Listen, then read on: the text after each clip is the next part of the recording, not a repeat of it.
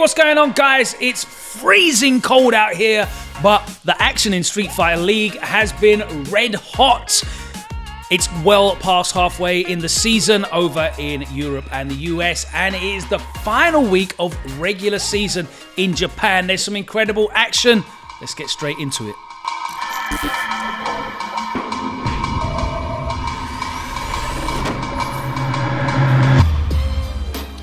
Welcome back to Street Fighter League. Well past the halfway stage in the season this week in Street Fighter League Pro Europe.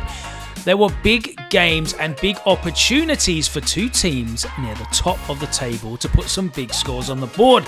But things didn't go as planned. First up, it was Mouse versus Reason Gaming. Reason were designated the away side, putting them at a big disadvantage, but they led out with one step layered, locking in with the familiar Karen pick. Soundboy was next up in the second slot, to many people's surprise, of course, with the Cody.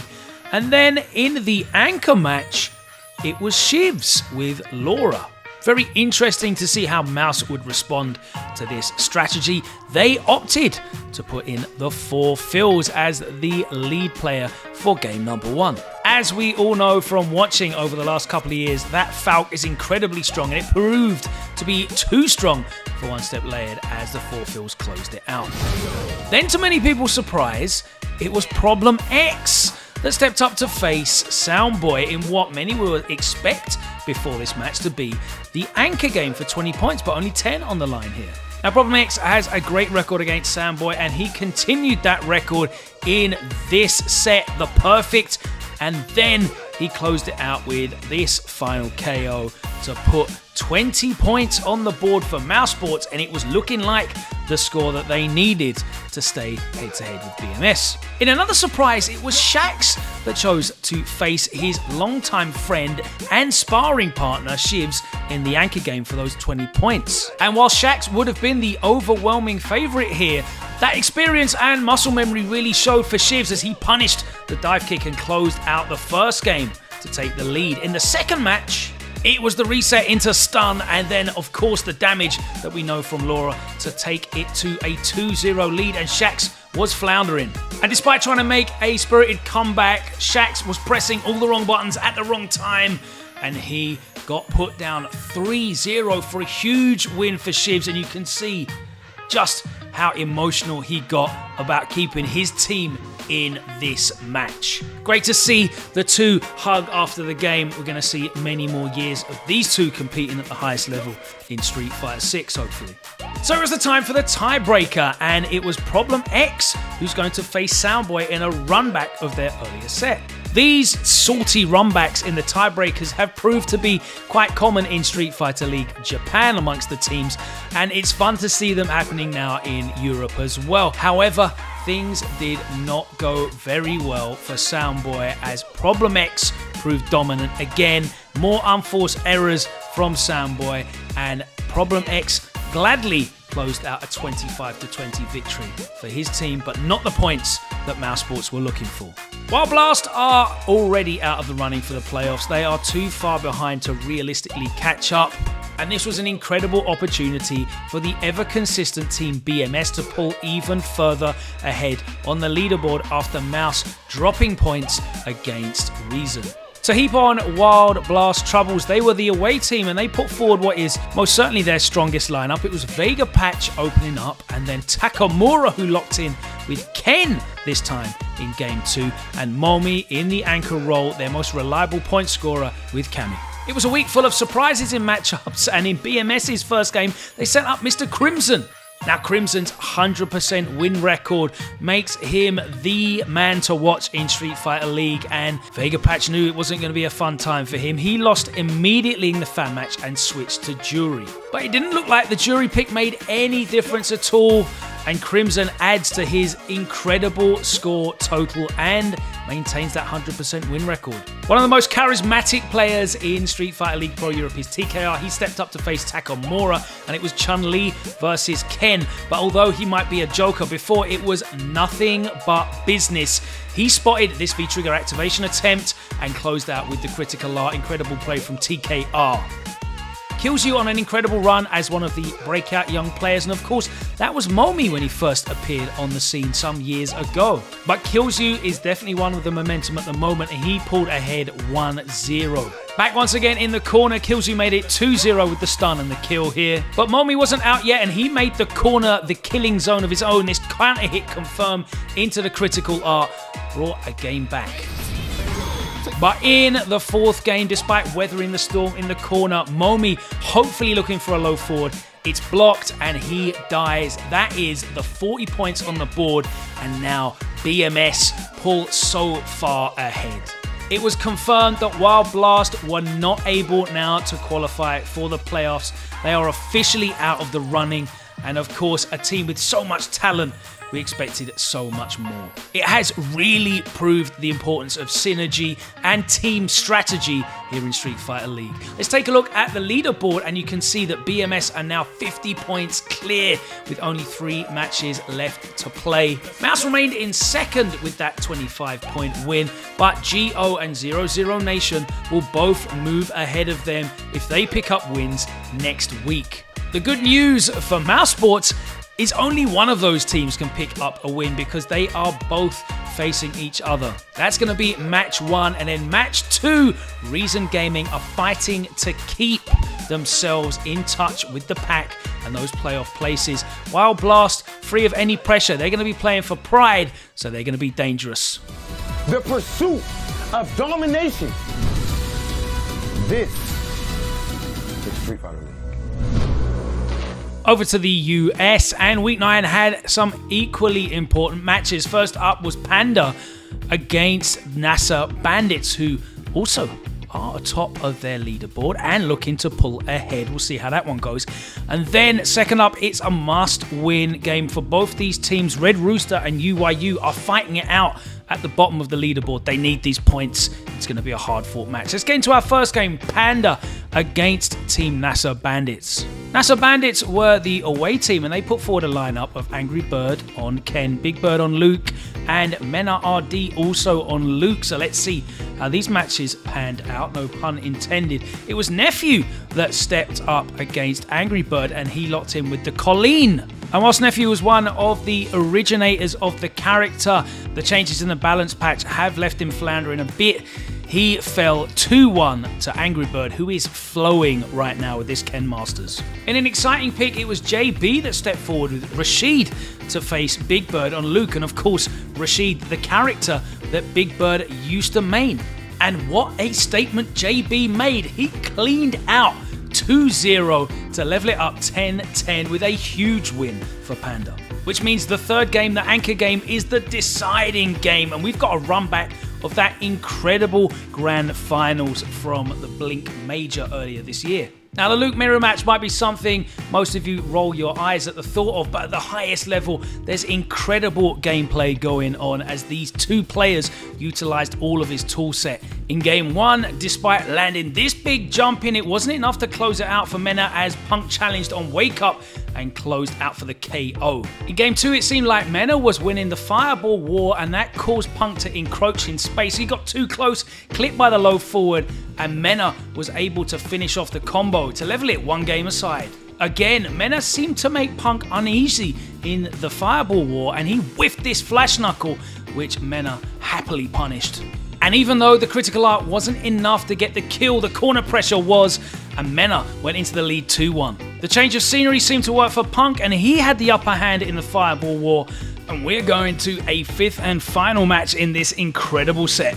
It went to last game, last round, but Mena got the corner position, the pressure was superb, and of course, the combo was optimized, and the points are going to NASA X Bandits. But the big question is, who are the points going to be going to in our second game of the week? Red Rooster and UYU are both desperate for points as we approach the playoff stages, so they're both going to be gunning for a big win here. It was UYU who are the away side, and they put forward DCQ up first with Urian. They put Oil King, recently qualified for Capcom Cup, in second spot, and NL was in the anchor role. That's 3 Capcom Cup qualified players on the UYU roster. Another player that's just qualified for Capcom Cup is Mono, and he was up first for Red Rooster. At set point down, DCQ unleashed that Aegis and the throw pressure proved to be too much. We're going to a final round. He danced in and out, hypnotizing Mono, and he managed to get the dub, putting UYU in the lead. It was Smug that faced Oil King, and he opted for Balrog this time round. It's always enjoyable to see Smug on the boxer. And he kept his cool here as Oil King, chasing the comeback, got fuzzied. And then it came down to this, our marquee match, our anchor game, and it was Ajax Fidelity, a player who has been one of the breakout stars of Street Fighter League on that Ed going up against NL. That corner pressure from Ed deadly, and NL trying to fight his way out. There was no escape, and Ajax closed it out with the EX conversion here. A huge mistake here on NL's part, trying to super the V-trigger activation way too late. And is it going to be too late for UYU as Ajax Fidelity pulled ahead 2-0? NL looked to be on tilt in the third game, jumping in the anti-air and then trying to bust out Ajax in set point. Ajax could mainly smell that victory a bit too sweetly, and he was chasing it with this jump in. NL happily taking that third game. They say never argue with a fool because he will drag you down to his level and beat you with experience. We'll never trade EXDPs with NL. And that's exactly what happened here. And from 2-0 set point up, Ajax is now 2-2 with NL. At set point again, Ajax gambled that NL was pressing. He wasn't, and we go into a final round. Again, Ajax gambled on the jump in. Again, NL had the resources. And in the last moments, the Psycho Rising was stuffed, and NL somehow managed to clutch out a 3-2 win after being 2 games down. Those 30 points are huge for UYU. They actually put them in the playoff places here in a very congested lower half of the table. That loss for Panda sees them floundering, and of course, NASA X Bandits are starting to pull away at the top of the leaderboard. Which makes for an incredibly exciting Week 10 as Panda, who have now switched round into bottom place, will be facing UYU, who are back on the winning trail. And at the top of the table, it's NASA X Bandits against the team that everyone's looking at, the 2 Capcom Cup winners back-to-back, Endemic. That's going to be action that you can't miss next week on Street Fighter League Pro US. It's week 14, the last week of the regular season in Street Fighter League Japan, and we will know exactly what the playoff places look like at the end of this week's action. Already qualified with a good 8 squad, and they were at home this week to Saishunkan Seoul. The lineup for Saishunkan Seoul was very familiar looking. It was Higuchi in first with Guile, YHC Mochi in second with Dalsim, and then Shuto, the MVP, with Yurin in the anchor position. First up was Pugera, and he had a tremendous performance against Higuchi, showing why this matchup is so troublesome for Guile, closing it out with a V-skill.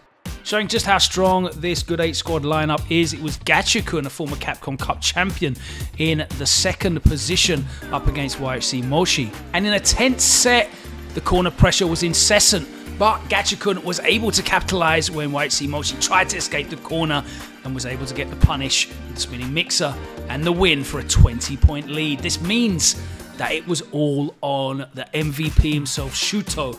But the depth of this good 8 squad is incredible. And we had the reigning Evo champ Kawano stepping up. Kawano showing that incredible form that got him the Evo title, the pressure incessant, the stun racking, he got the stun and was able to close out game 1. A beautiful whiff punish into EX Parabellum, got the corner carry, and then the pressure was too much for Shuto and he crumbled. It's 2-0 to Kawano. And at this point, the good 8 squad, they're cruising to a 40-point win. But Shuto had something to say about that. This incredible meaty combo into the critical art set up the position for this medium punch into chariot tackle, and that's 1 game saved.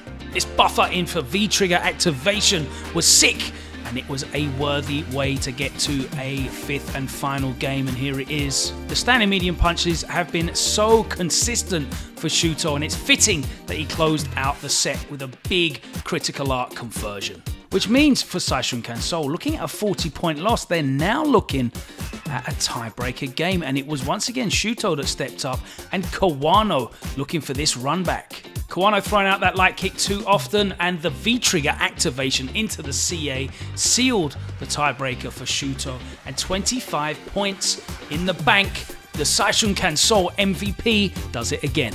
Game 2 saw Team Ixa welcoming VX plus FAV Roto Gaming as the away team, and they put forward an incredibly strong lineup. Bonchan in first with the Luke. It was Torameshi on Dalsim and Tokido in the anchor role as Sako sets out this week. Ixa have long been out of the running, and they are playing for pride at the moment, and play for pride they did. Inaba was first up facing Bonchan, and he managed to close out an incredible 2-1 victory. After showing his patience in the first round, he closed out the last round here, getting Bonchan to flinch and taking a big 2-1 win. Next up was Gunfight, and he was playing like a man possessed, getting the stun and the kill against Torameshi, which meant going into the anchor match, Tokido was fighting for his team's life, and it was Crusher that took on the task. Things looked to be going well as Crusher pulled into an early lead with this V-trigger combo, but Tokido maintained his cool and his patience and closed out the second game to draw level. Crusher first made the most of this scramble and then took advantage of his superior buttons to pull into a 2-1 lead. But Tokido applied the pressure in the corner and managed to get the kill here. We're going into a fifth game. Tokido catches Crusher trying to walk out, and the V-trigger conversion is all he needs to take the win 3-2, and we're going to another tiebreaker. And whilst Tokido stayed on for FAV, Storm Kubo came off the bench to play for Team Ixa. We've seen sparing amounts of Abigail this season, but Tokido had seen enough, and this drop confirmed from Kubo was the opening Tokido needed to get the kill and the points for FAV Gaming. Although their hopes for a big win certainly didn't deliver this time round. Is only 25 points enough? We're going to have to wait to day 2 to find out. Day 2 saw Shinobism face Komufa Detonation, who were the away team, and they put forward Nauman, Itabashi Zangief, and John Takeuchi as their lineup. It was Yamaguchi that stepped up first for the Luke mirror match, and Nauman asserted his dominance in a convincing 2-0 victory. If your first Luke doesn't get the job done, then put on another one, and Fujimura, who's been impressing us with his conversions this season, was ready to take on Itabashi Zangief, but Itazan was ready himself. He kept his cool and the life lead and took the single hit he needed to get the victory. Shinobism 20 points down, and of course it was team captain Momochi who was the one to face Takeuchi in the Cody Mirror. Momochi with a signature critical art link after the medium kick wasn't enough to get the kill, but it was enough to get him in a position to get the single hit and close out our first game. John Takeuchi made the most of these plus frames and managed to level it up 1-1. In a real back and forth set, Momochi managed to apply the pressure in the corner, and he pulled into a 2-1 lead after this throw bait. And this beautiful knife conversion into critical art sealed the deal. Momochi keeps Shinobism in it, and we are going to another tiebreaker. And to everyone's surprise, we got Yamaguchi versus Urio. It went down to the final round, and as Yamaguchi applied the pressure in the corner, he backed up to give the space that Urio needed to hang himself. The fireball was countered, and the win was Shinobism's. And what a huge result that is. Momochi putting faith in the young players on his team. He's rewarded. Our fourth and final game of week 14 was Gyogun, who were desperate to get big points here as they floundered on the edge of the playoff picture against Nagoya Oja Bodystar Mildom. Oja Bodystar were the away team, and they put forward a lineup of Akira on Kami, Daigo on Guile, and Fudo on Poison. Akira's been impressive this season, and Machabo has floundered a bit with some of his character picks. However, the Nakali was back this week and back in full force. A 2-0 victory was closed out with that light kick. In the second game, Daigo faced Moke, who'd locked in with Rashid. And it was Daigo who was frustrating in the neutral game. He baited Moke into a jump and gladly took the critical art to close the game. And then our anchor match, so important for Gyogun, and it was team captain Margot on the Luke who faced Fudo's Poison. In the first game, Fudo was able to maintain space and he got the kill here to go into the lead. In the second game, he ran out of space and backed up in the corner. Margot closed it out to level it up 1-1. Margot, too used to Fudo moving backwards, got caught off guard by this dash throw, and it's Fudo that moved ahead in this back and forth set.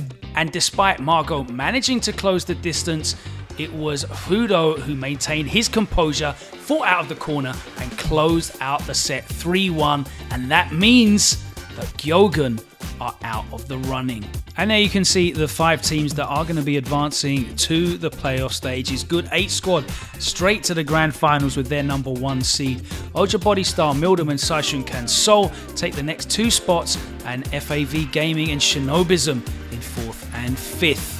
You can see that Shinobism did their best to dive out of the playoff spaces, but aside from that, everything was pretty consistent for the last couple of weeks. Here you can see what the playoff brackets are going to look like, and good 8 squad there waiting in the grand finals with the bye on home side. Heavy favourites rewarded for their incredible season.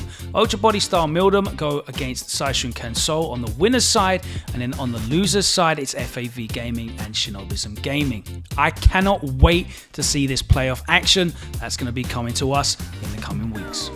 And there it is. That is your wrap up for Street Fighter League. All the action condensed into 20 minutes every week here on Reversal with myself. Don't forget, get involved in the comments. Let us know which player was your MVP this week. We want to know. We want to hear from you. And also, if you did see on the regular roundup this week, we're doing a giveaway. We've got some First Attack merch to give away. Check us out on Twitter at @reversal_GG, and you can find out how you can win some cool First Attack swag. We're going to be back next week with more Street Fighter League as the action continues and the race towards the playoffs heats up. We'll see you then.